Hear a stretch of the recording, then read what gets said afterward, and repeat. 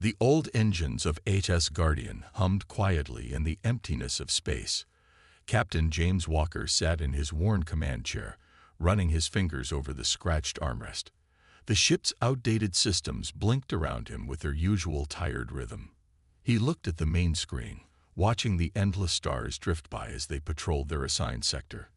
The quietest, most boring piece of space humanity had ever mapped. "Captain, weekly system check complete," Mike Stone called from his engineering station. The old engineer's voice carried the same tired tone it always did. "3 more subsystems have dropped below standard efficiency. We're now operating at 62% of recommended levels." James nodded, not surprised by the news. The Guardian was old, a relic from humanity's early days of space exploration. While other ships in the fleet boasted quantum computers and AI-assisted everything, the Guardian still ran on basic digital systems. Most of its controls were manual, and half its screens still used LCD technology that went out of fashion 50 years ago. "File another upgrade request," James ordered, knowing it would join the 100 others that had been denied. "Mark it as urgent if you want. They'll ignore it all the same." Around the bridge, his small crew of 15 worked quietly at their stations. They were the misfits of the fleet, the ones too stubborn to retire, too set in their ways to learn the new systems, or simply too attached to the old ways of space travel. The Guardian had become their home, even if the rest of the fleet saw them as a joke. Lisa Reed, their science officer, suddenly sat up straighter at her station. "Captain, I'm picking up something strange on our long-range sensors." She adjusted some dials. Actual physical dials, not the holographic interfaces used on modern ships. I've never seen readings like this before." James walked over to her station, looking at the flickering screen. The signal was weird, unlike anything in their database. "Can you clean up the signal?" "Not with our equipment," Lisa admitted. "But whatever it is, it's big. And it's not moving." The captain looked at his crew. Protocol said they should call it in and wait for a better-equipped ship to investigate. That was their job now, to find things and let the real ships handle them. But something in his gut told him this was different. "Plot a course," he ordered. "Let's take a closer look." The Guardian's old engines pushed them through space, taking 3 times longer to reach their destination than a modern ship would have needed. When they finally got close enough for visual contact, the bridge fell silent. Floating in the darkness was a ship, but not like anything they'd ever seen. It was huge, easily 4 times the size of the Guardian, with a design that seemed to ignore everything humans knew about space engineering. Its hull was covered in patterns that seemed to shift and move, even though they knew that should be impossible. "No energy readings," Lisa reported, frowning at her screen. "It's completely dead. Life signs. None that our sensors can detect." "But Captain," she hesitated, "our sensors are pretty basic. A modern ship would be able to tell us a lot more." James stood up, making his decision. "Prepare for boarding. We're going to take a look." "Sir," his first officer, Tom Bridge, stepped forward. "Regulations clearly state that in case of unknown alien contact, we should wait for a properly equipped research vessel. Regulations also state that ships should be retired after 30 years of service." James replied with a small smile. "We passed that mark 12 years ago. This might be our only chance to prove we're more than just a flying museum. Suit up." They used the old airlocks because the Guardian's modern docking systems had failed years ago.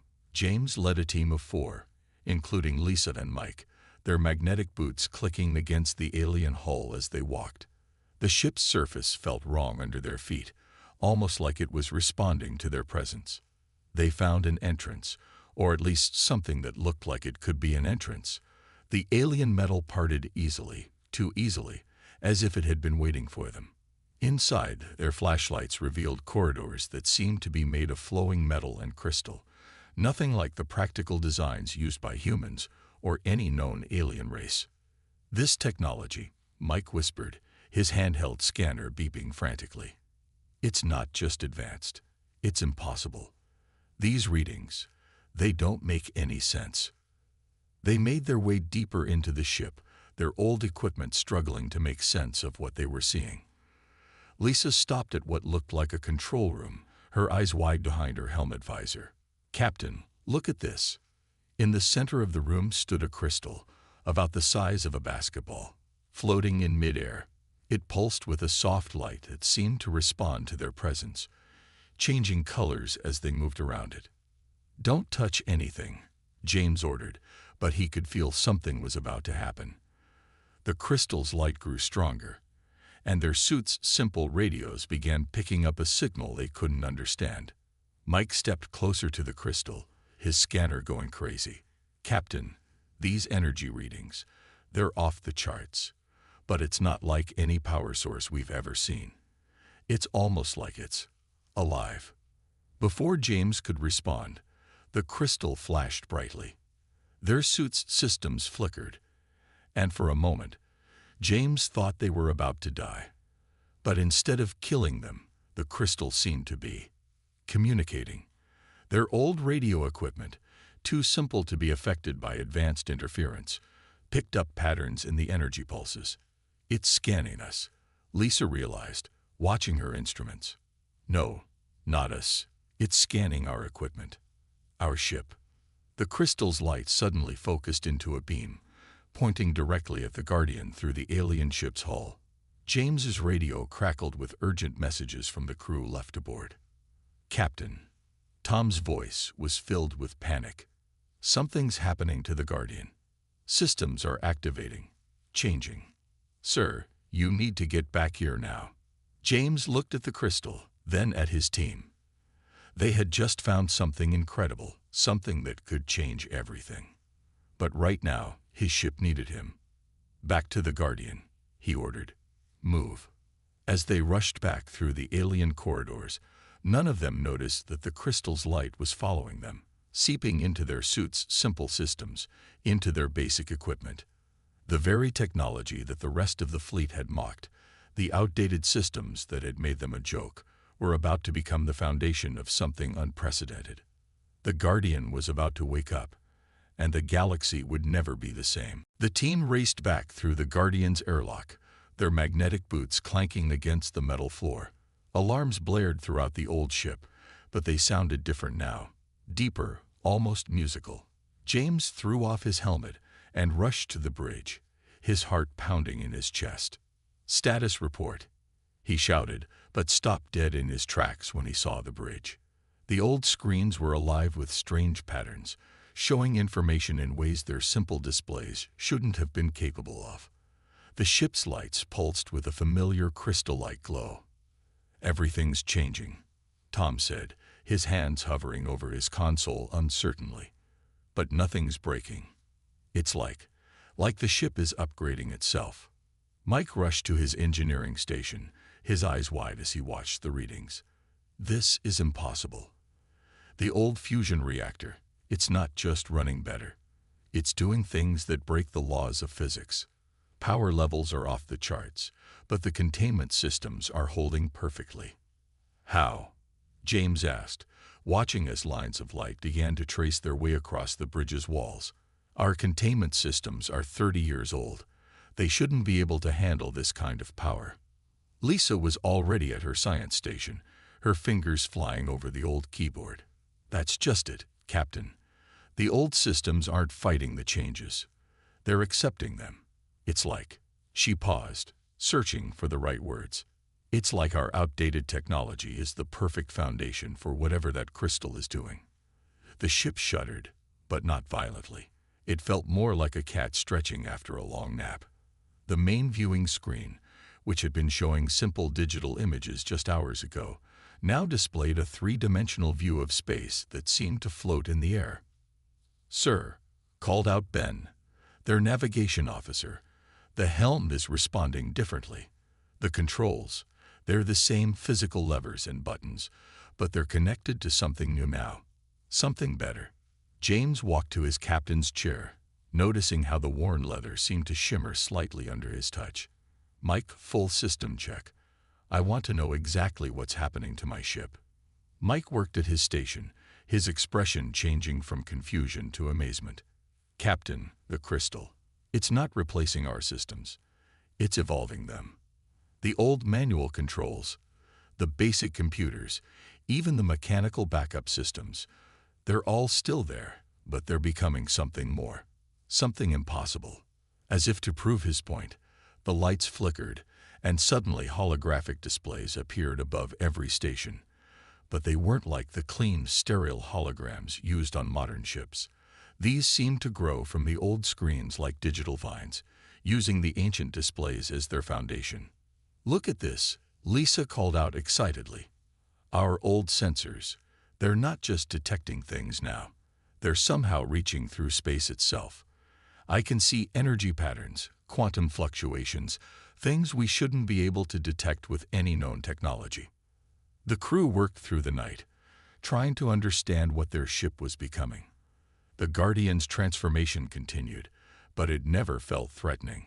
The old systems they knew so well were still there, just enhanced in ways that should have been impossible. Mike discovered that the engineering section had changed the most. The old fusion reactor now pulsed with crystalline energy, its simple magnetic containment field having evolved into something that seemed to bend space itself. The basic maintenance robots they used for repairs had developed the ability to reshape metal with a touch, fixing problems before they even fully developed. "It's like the crystal saw our old technology and thought it was perfect," Mike explained to James as they toured the changes. "Modern ships, they're all quantum this and AI that. But our simple systems, they're like empty cups waiting to be filled. The crystal's using them as a foundation to create something entirely new." Later, in the ship's small mess hall, James watched his crew as they shared their discoveries. The fear from earlier had been replaced by excitement. Even Tom, who had always been the most by the book, couldn't hide his amazement at what was happening. "The really interesting part," Lisa said, looking up from her tablet, "is how the transformation is affecting different parts of the ship. The newer components, the few upgrades we did get, they're barely changing at all. But the old stuff, the really old stuff, that's where the magic is happening." James was about to respond when the ship's new alert system chimed, a sound like crystal bells that somehow felt both ancient and futuristic. "Captain," the Guardian's old computer spoke, its once robotic voice now carrying strange harmonics. "Unknown vessels approaching." They rushed back to the bridge, watching as 3 sleek patrol ships dropped out of faster-than-light travel nearby. Modern human vessels, probably responding to the strange energy readings from the Guardian's transformation. "Hess Guardian, this is Patrol Leader Williams," a stern voice came through the comm. "Our sensors are detecting unauthorized modifications and dangerous power fluctuations from your vessel. Power down immediately and prepare for boarding." James looked at his crew, then at his transformed ship. The patrol ships were the newest in the fleet, armed with quantum torpedoes and AI targeting systems. By all normal logic, the Guardian shouldn't stand a chance against them. But nothing about their situation was normal anymore. "This is Captain Walker," he responded calmly. "With all due respect, Patrol Leader, I don't think powering down is an option anymore. Something is happening here, something important. We need time to understand it. That wasn't a request, Guardian. Power down now, or we will be forced to take action." The patrol ships moved into attack formation, their weapons charging. James felt his ship respond, not with fear, but with something almost like amusement. The old systems they'd nursed along for years had become something new, something that hummed with power and possibility. "All hands," James called out, settling into his familiar old chair as new displays bloomed around him like exotic flowers. "Prepare to show them what an old ship with some new tricks can do." The Guardian's ancient heart began to beat with crystal fire, and the true test of its transformation was about to begin. The 3 patrol ships loomed before them, their modern weapons glowing with deadly energy. Inside the Guardian, James gripped his old command chair as new displays shimmered around him like curtains of light. The ship's transformed systems hummed with power, waiting. Last warning, Guardian. Patrol Leader Williams's voice crackled through the speakers. Power down in 10 seconds, or we will open fire. Sir, Tom called from his station. Their targeting systems are locked on our engines and weapons. He paused, looking at his new displays with surprise. But the Guardian is suggesting evasive moves I've never seen before. These patterns, they're impossible. James nodded. Ben, follow the ship's suggestions. Mike, what are our options? Mike's hands danced over his engineering console, now a blend of old switches and flowing crystal interfaces. Captain, you're not going to believe this. The Guardian isn't just giving us new ways to move. It's showing us how to shift. The patrol ship's countdown reached 0. 3 quantum torpedoes streaked through space toward the Guardian, their advanced guidance systems ensuring a perfect hit, or they should have. At the last second, the Guardian moved. But it wasn't like any movement they'd seen before. The old ship didn't just dodge. It seemed to slide between spaces, like water flowing through cracks. The torpedoes passed through empty space, their targeting systems confused. How did we do that? James demanded, his heart racing. The crystals changes, Lisa explained, excitement in her voice. Our old maneuvering thrusters were so simple, so basic, that when the crystal enhanced them, it could rewrite the rules. We're not just moving through space, we're flowing with it. The patrol ships regrouped, launching another attack. This time, their AI systems adjusted, predicting where the Guardian would dodge.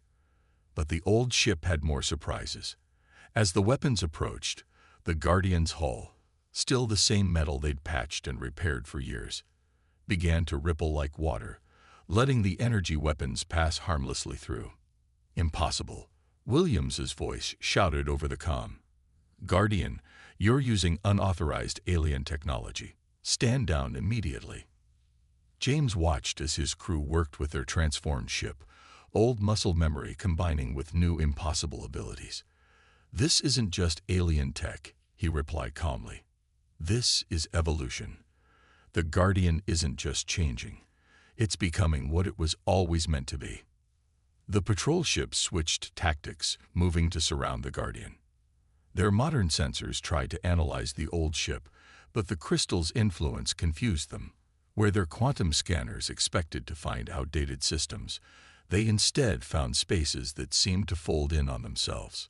Sir, Ben called out. They're charging their main guns.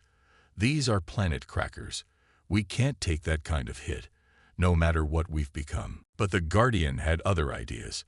As the patrol ships fired, the old ship's reaction was beyond anything they could have imagined. The space around them seemed to bend, and suddenly they were behind their attackers, the deadly energy beams hitting nothing but empty space. How? James started to ask, but Mike cut him off. Our old physical sensors, the engineer exclaimed. They were so simple that the crystal could completely reinvent how they work. We're not just detecting space, we're reading it like a book, seeing all the shortcuts and hidden paths that have always been there. The patrol ships tried to adjust, but they were fighting with pure power against something that had transcended normal space combat. The Guardian danced around them, using movements that should have been impossible, its old hull flowing like liquid metal when needed, then becoming harder than any known material the next moment. Captain, Lisa called out suddenly, we're getting a priority transmission. It's from Fleet Command. The main screen shifted, showing the stern face of Admiral Turner. His eyes widened slightly as he saw the transformed bridge of the Guardian. Captain Walker, what have you done to your ship? Admiral, James replied respectfully, we've discovered something extraordinary. The Guardian has been transformed, but not just into a weapon. This is a whole new way of understanding space itself.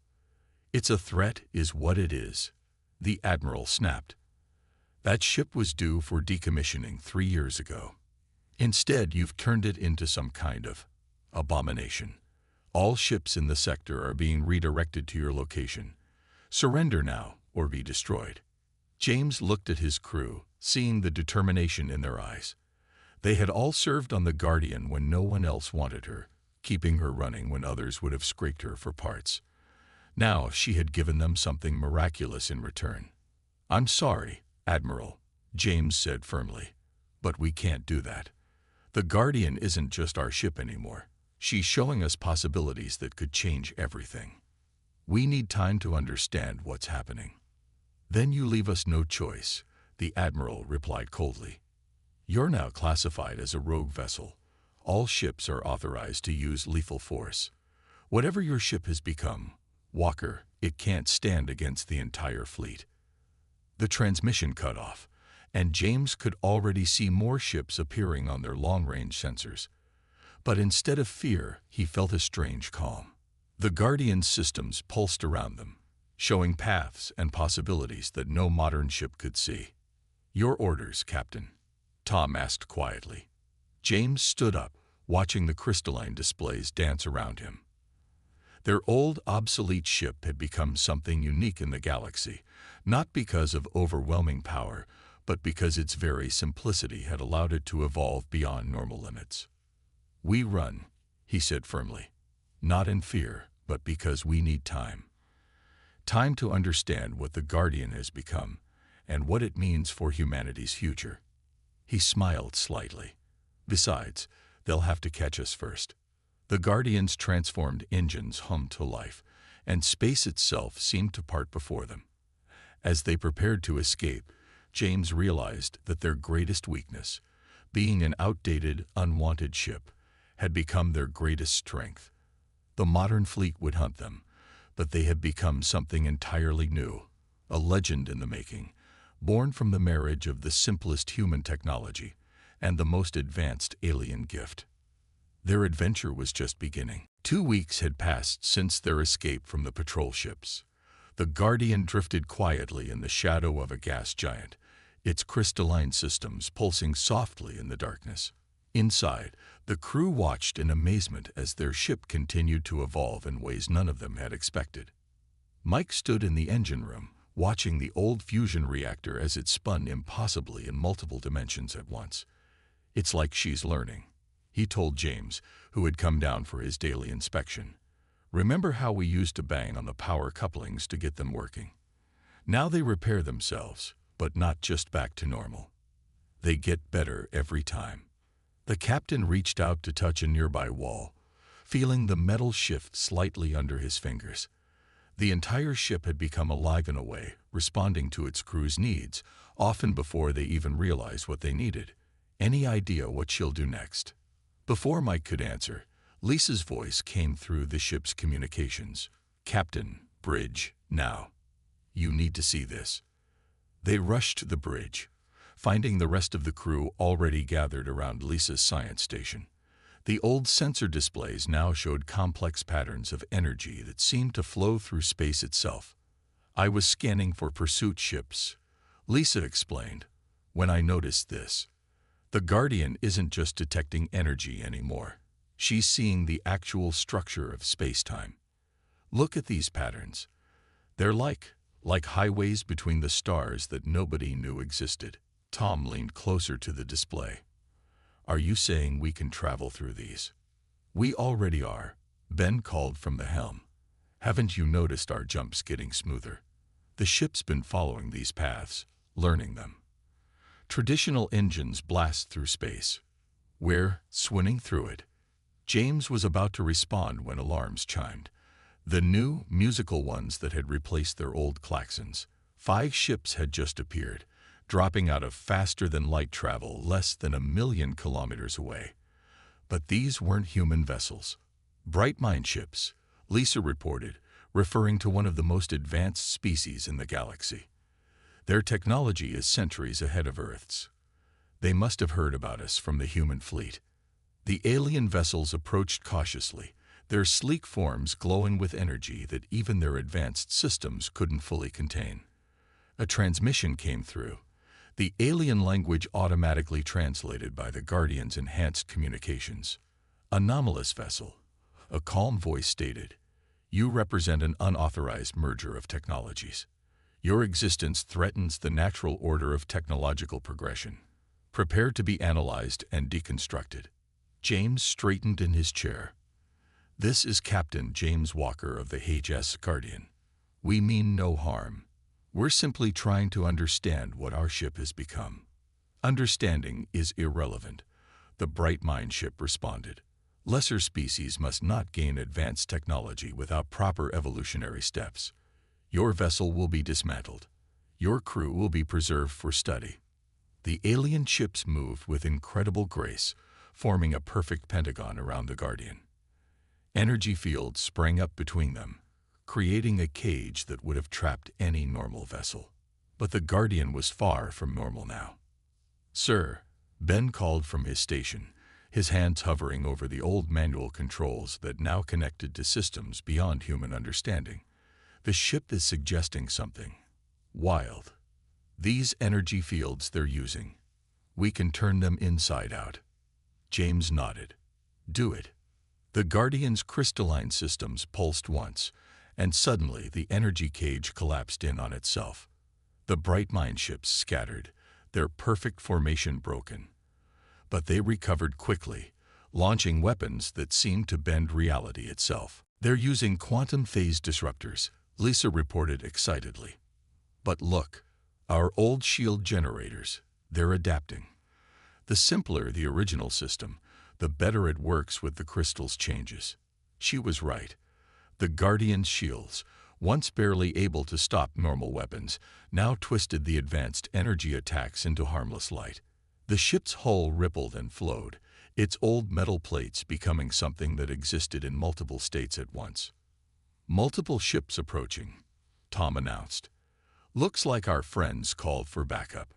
More Bright Mind ships appeared, their weapons charging. But the Guardian had another surprise ready.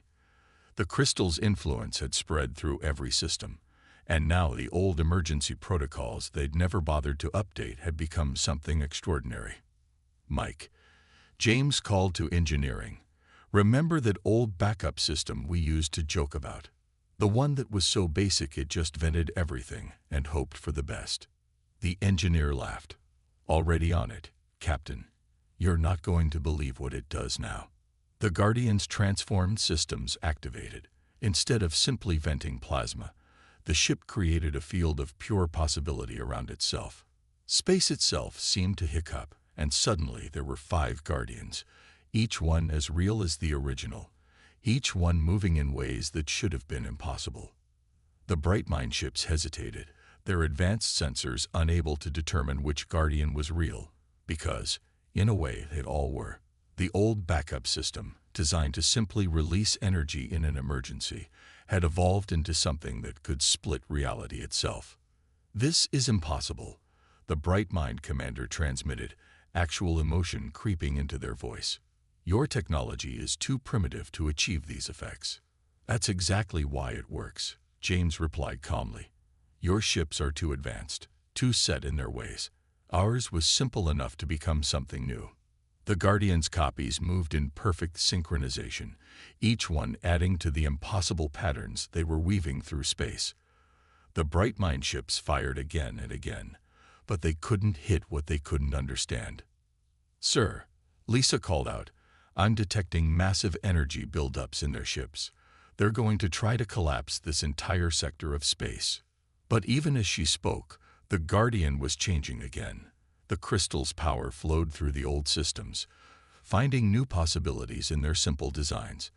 The ship that had once been the weakest in the human fleet now danced through dimensions, its primitive technology becoming the foundation for something beyond even the Bright Mind's understanding. "They're retreating," Tom announced as the alien ships began to pull back.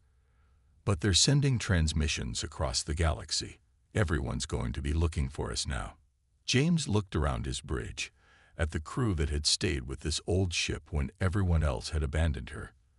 The Guardian hummed around them, its transformed systems showing them wonders that no human had ever seen before. "Let them come," he said quietly. "We're not running anymore. The Guardian has more to show us, and maybe it's time the galaxy learned that sometimes the oldest, simplest things can become the most extraordinary." The ship pulsed in agreement, its crystal heart beating in time with their own. They had started this journey as outcasts on an obsolete vessel, but they had become something else. Pioneers on the edge of a new kind of space travel, where the very limitations of their old ship had become the key to unlimited possibility. The hunt for the Guardian would continue, but now they were ready. The galaxy's strongest nightmare had once been its weakest ship, and its evolution was far from over. A month had passed since their encounter with the bright mine ships.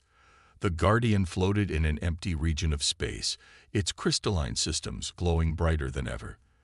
The crew had learned to trust their transformed ship, watching in wonder as each old system evolved in new ways.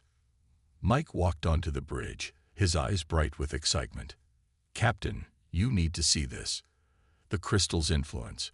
It's reached the maintenance crawlways. You know, the ones so old they still needed manual checking." Before James could respond, the ship's new sensors flared to life. Space seemed to tear open around them, as the largest fleet they'd ever seen emerged from faster-than-light travel. Bright mine ships led the formation, followed by vessels from a dozen other advanced species. 342 ships, Lisa reported calmly. The bright mines brought friends. Every major spacefaring race is represented in that fleet. A transmission cut through their communications, broadcasting on all frequencies. The bright mine's Supreme Commander's image appeared on their main screen. "Anomalous Vessel Guardian. Your continued existence threatens the established order of the galaxy. Surrender now, or face complete destruction." James looked at his crew, seeing determination in their eyes. The Guardian had changed them all, showing them wonders that no human had ever seen. "Open a channel to the fleet." "You're on, sir," Tom confirmed. "This is Captain Walker. Before you attack, ask yourselves this. Why are you really here? Is it because we're a threat, or because we've shown you that everything you thought you knew about technology might be wrong?" The bright mind commander's expression didn't change. "Your primitive vessel has been corrupted by forces you cannot understand. The natural order must be maintained. All ships commence firing." Energy weapons of every kind streaked toward the Guardian. Weapons that could shatter planets, beams that could tear apart space itself, torpedoes that existed in multiple dimensions. The combined firepower of the galaxy's most advanced civilizations, all focused on one target. But the Guardian had been waiting for this moment. Deep in its systems, the crystal's influence had spread through every ancient circuit, every outdated component. The old ship that everyone had laughed at had become something entirely new. "Now," James ordered quietly, "show them what we've learned." The Guardian moved. But this wasn't like its previous evasions. The old emergency thrusters, once barely able to dodge asteroids, now let the ship slide between the spaces that existed between spaces. Weapons fire passed through empty air as the Guardian seemed to be everywhere and nowhere at once. "Sir," Lisa called out, her hands flying over her console. "The crystal. It's not just changing the ship anymore. It's trying to tell us something." Ancient symbols appeared on their screens, finally becoming clear after weeks of evolution. The crystal's message was simple but profound. It was a test, created by a long-vanished race. A test not of power or advanced technology, but of potential. They weren't looking for the most advanced ship, James realized. They were looking for one simple enough to change completely. The Guardian's systems pulsed with new energy as understanding flowed through ship and crew alike. Every primitive system they had nursed along for years became a gateway to possibilities that the advanced fleet couldn't comprehend. The old radar array, which could barely detect meteors, now reached through dimensions to predict enemy movements before they happened. The backup life support, which they had joked was little better than a fan, now generated fields that could reshape reality itself. "Multiple hits incoming," Tom warned as the fleet adjusted their tactics, trying to predict where the Guardian would appear. But Mike just smiled at his engineering station. "No, they're about to hit themselves." The Guardian's transformed systems activated. Space folded around them in ways that the advanced targeting computers couldn't understand. Energy beams meant for the Guardian twisted back on themselves, caught in knots of probability that only their old, simple sensors could navigate. "Message from the crystal," Lisa announced, wonder in her voice. "It's not just testing us. It's teaching us. Every primitive system we kept, every outdated component we refused to replace, they're all becoming something new, something that was always possible if we just looked at technology differently." The Bright Mind fleet's perfect formation began to break apart as their weapons either missed completely or turned back on themselves. Their advanced shields, designed to stop any known weapon, couldn't handle attacks that came from directions that shouldn't exist. They're launching their final weapon, Ben called from navigation. Some kind of reality bomb. It'll destroy everything in this sector. But James felt no fear. The Guardian's crystal heart pulsed with pure possibility, and every ancient system they had kept working through stubbornness and skill became a key to unlocking new miracles.